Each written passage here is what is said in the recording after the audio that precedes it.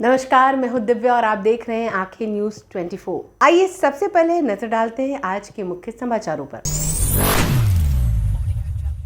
नमस्कार, मैं अमित और आप देख रहे हैं आंखें न्यूज 24। भारत सरकार के जल शक्ति मंत्री सीआर पाटिल बिहार आए, जहां उन्होंने बाढ़ नियंत्रण एवं जल शक्ति मंत्रालय से संबंधित चल रही परियोजनाओं की प्रगति का प्रत्यक्ष निरीक्षण किया। बता दें कि भारत सरकार ने इसके लिए करीब 11,500 करोड़ के बजट का आवंटन किया है। बता दें कि इस महत्वाकांक्षी योजना से बाढ़ नियंत्रण तो होगा, साथ ही सिंचाई परियोजना से बिहार के लाखों किसानों लाभान्वित होंगे। बता दें कि वहीं इस दौरान उन्होंने पटना हवाई अड्डे पर बिहार सरकार के जल संसाधन मंत्री के अधिकारियों के साथ विभागीय कार्यों से संबंधित योजनाओं की प्रगति पर विस्तार से चर्चा की। बता दें कि तत्पश्चात बीजपुर बैराज एवं कोसी मेची अंतर्राज्यीय लिंक परियोजना का हवाई संरक्षण का जायजा लिया। बता दें कि सुपौल जिले के वीरपुर हवाई अड्डे से प्रस्थान करने के बाद पश्चिमी कोसी नहर परियोजना यानी ईआरएम और बागमती तटबंध का भी हवाई निरीक्षण किया। बता दें कि बिहार में बाढ़ प्रबंधन तथा जल संसाधन विकास से जुड़ी महत्वपूर्ण परियोजनाओं की गति और प्रभावशीलता को सुनिश्चित करेगा। तो वहीं नरेंद्र मोदी सरकार की योजनाएं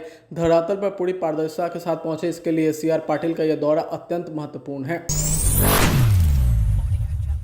नमस्कार, मैं अमित और आप देख रहे हैं आंखें न्यूज 24। जनसुराज के नेता प्रशांत किशोर अपने बिहार बदलाव यात्रा के क्रम में गोपालगंज के हथुआ विधानसभा में बिहार बदलाव जनसभा करने पहुंचे। बता दें कि सबैया एयरपोर्ट मैदान में आयोजित जनसभा को संबोधित करने के बाद उन्होंने पत्रकारों से बातचीत करते हुए राहुल गांधी के उस बयान पर जमकर पलटवार किया, जिसमें उन्होंने कहा कि प्रशांत किशोर उनके फोकस में नहीं है। प्रशांत किशोर ने तंज भरे अंदाज में कहा कि राहुल गांधी बहुत बड़े आदमी हैं, उनके फोकस में बिहार का युवा नहीं बल्कि देश और प्रधानमंत्री नरेंद्र मोदी हैं। उन्होंने हम लोगों को बिहार से मतलब है। राहुल गांधी प्रधानमंत्री के परिवार से हैं, प्रधानमंत्री के बेटे हैं, उनके फोकस में प्रशांत किशोर या बिहार आखिर कैसे आएगा। उन्होंने कहा कि राहुल गांधी को बिहार के युवाओं से मतलब नहीं है, उनको मतलब है लालू प्रसाद यादव के बेटे तेजस्वी यादव से, लेकिन प्रशांत किशोर को बिहार के युवाओं से मतलब है। बिहार से पलायन बंद होना चाहिए, इससे मतलब है। वहीं जनसुराज पार्टी से टिकट दिए जाने की प्रक्रिया से संबंधित सवाल पर प्रशांत किशोर ने आगे कहा कि उम्मीदवारी के आवेदन के लिए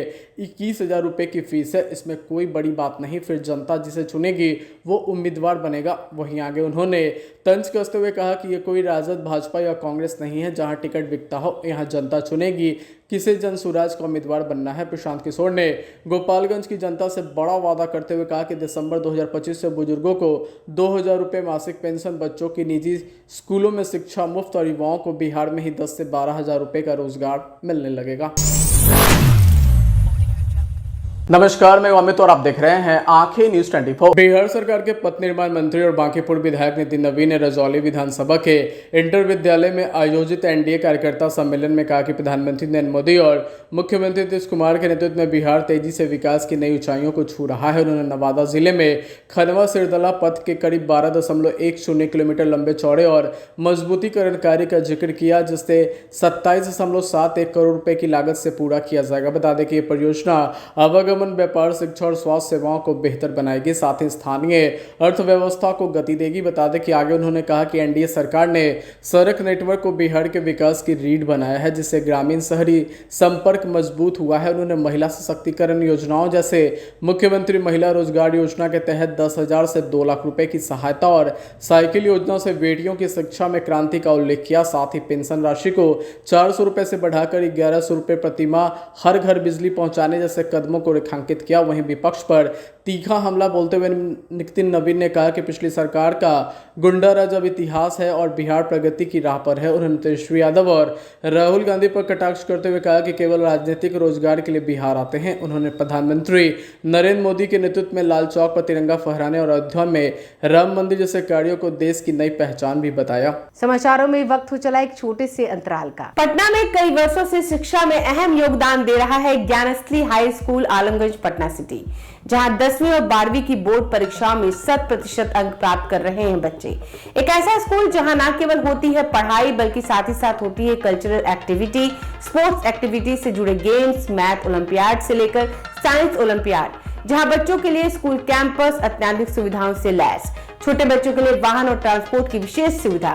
तो देर किस बात की, आज ही कराएं अपना नामांकन Gyansthali high school Alamganj Patna city में, जहां नामांकन की प्रक्रिया जारी है। संपर्क करें पुलिस चौकी Alamganj main road near Alamganj थाना पटना बिहार 800007।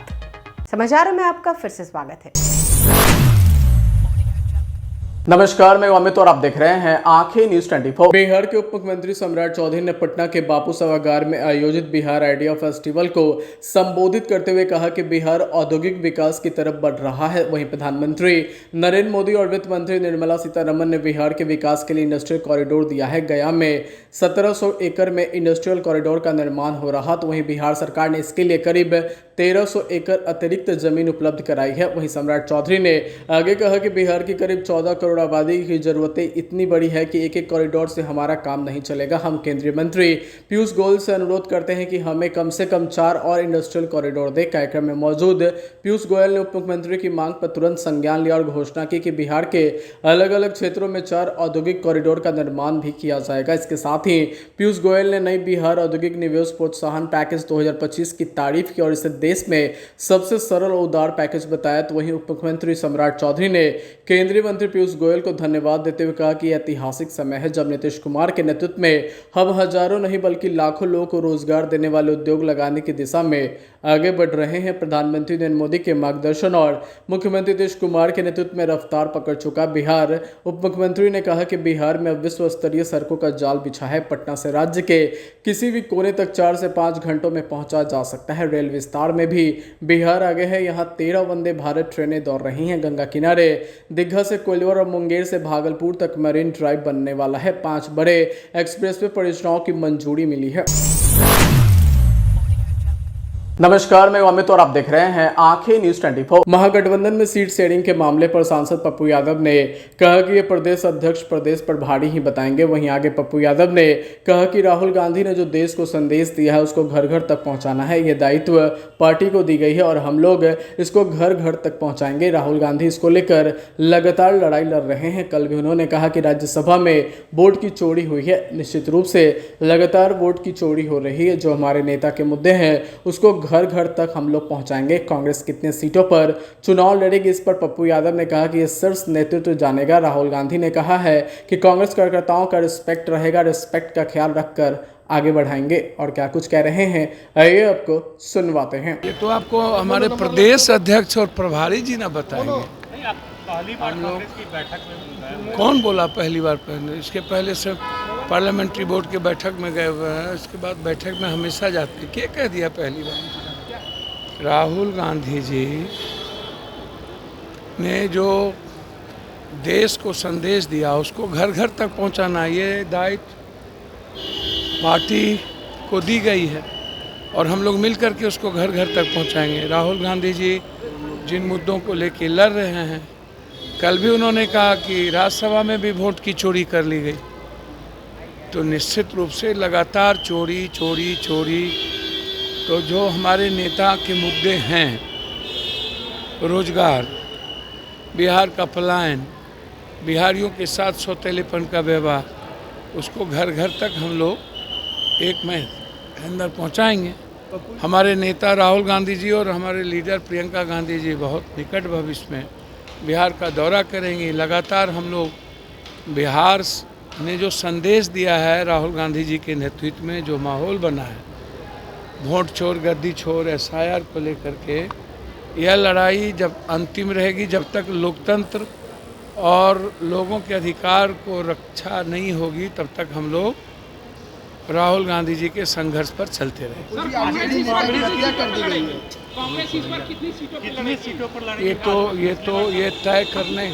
ये तय करने का दायित्व तो हमारा नहीं है, कमेटी का है। और राहुल जी का साफ है कि कांग्रेस वर्कर और कांग्रेस पार्टी का रेस्पेक्ट सर्वोच्च रहेगा। गठबंधन के साथ मिलकर हम लोग मजबूती के साथ चलेंगे, रेस्पेक्ट का ख्याल रखते हुए आगे बढ़ेंगे। सर, बैठकें हो रही है लेकिन सीएम फेस को लेकर के मामला भैया हमको तो समझ में नहीं आता। बीजेपी का सीएम फेस का क्लियर हो गया, कोई जिला में क्लियर होता है, कोई राज्य में? तो आप लोग परेशान आत्मा काहे हैं? जनता वोट देगी, विधायक बनेंगे, सारे नेता मिलकर के विधायक दल के नेता के रूप में चयन हो जाएगा। मुख्यमंत्री भैया आप बहुत ज़्यादा सिपहसालार हैं। आप सुने नहीं कि तेजस्वी जी संयोजक हैं, और मुख्यमंत्री जनता बनाती है और गठबंधन मिलकर के चुनाव लड़ेंगे और राहुल गांधी के विचार और संघर्ष के साथ आगे बढ़ेंगे। सर, तेजस्वी ने बड़ी बात कह दी है कि मैं उप मुख्यमंत्री के आवास से जो है अपराध का संचालन हो रहा है। देखिए, तेजस्वी जी ने जो बात कही, जब लगातार हत्या हो रही है, सिवान में लाली यादव की हत्या, मुन्ना यादव की हत्या, एक अपाहिज की हत्या, यहाँ पर हत्या, राघोपुर में हत्या, लगातार घटना पर घटना हो रही है। सत्ता संरक्षित और राजनीति की हत्या तो बढ़ ही गई है और अभी चुनाव तक बढ़ेंगे।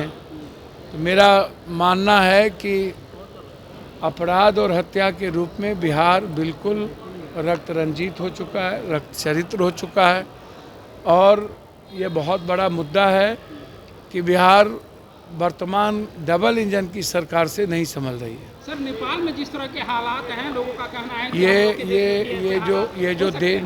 ये जो देन है ना, नेपाल में हमारे जो 2 बच्चे जो अपने अधिकार के लिए आवाज़ उठाई थी, वो हिंसा नहीं चाहते थे, लेकिन चाइना हमेशा इन्वॉल्व हो चुकी है। हमारी सरकार 11 सालों से आंतरिक इंटरनल हम हिंदू मुसलमान में फंसे हुए हैं।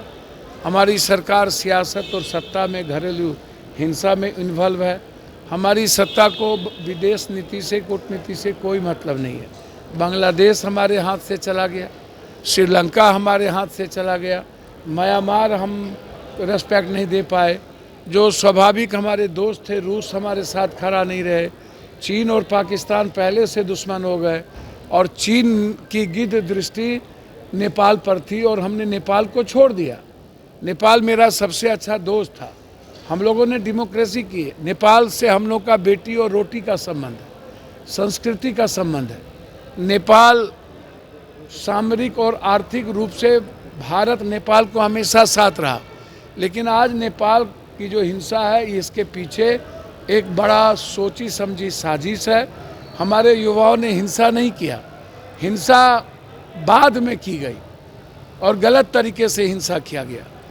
मधेशियों को दूर करने की कोशिश हो रही है और मैं इतना आपसे कह सकता हूँ, 11 सालों के भारत सरकार की कूटनीतियों ने हमारे पड़ोसी देश को दूर कर दिया।